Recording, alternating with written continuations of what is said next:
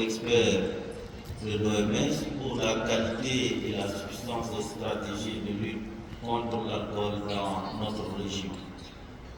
Il est besoin de rappeler l'impact de la consommation de l'alcool, même consommé de façon modérée, sur la santé des consommateurs. C'est pour faire face à ce phénomène qui prend de plus en plus d'ampleur au sein des adolescents et jeunes en milieu scolaire et universitaire que les plus hautes autorités du pays se sont engagées dans la lutte contre l'alcoolisme. C'est ainsi également que le décret 2835 interdisant la vente et la consommation de l'alcool frelaté a été pris.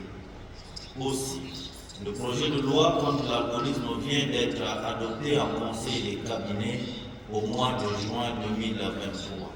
En plus de ce renforcement du cadre juridique, des campagnes de sensibilisation ont été réalisées en milieu scolaire et universitaire. En dépit de ces efforts, la lutte contre l'alcoolisme demeure un défi majeur.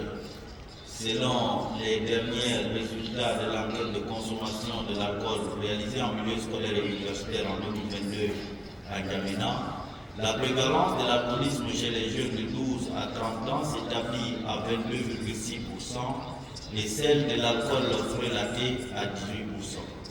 L'âge d'initiation à l'alcool est de 10 à 18 ans dans 65,7% des cas.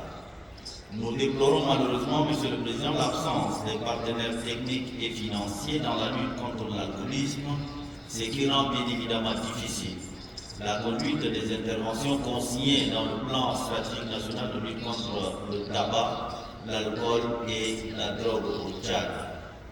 Le Tchad s'allie finalement à la stratégie régionale de lutte contre l'alcool présentée et approuve son adoption et insiste surtout sur l'accompagnement des pays par les partenaires techniques et financiers quant au focus à accorder sur la consommation de l'alcool par les adolescents, les jeunes et surtout en milieu scolaire et universitaire. Je vous remercie.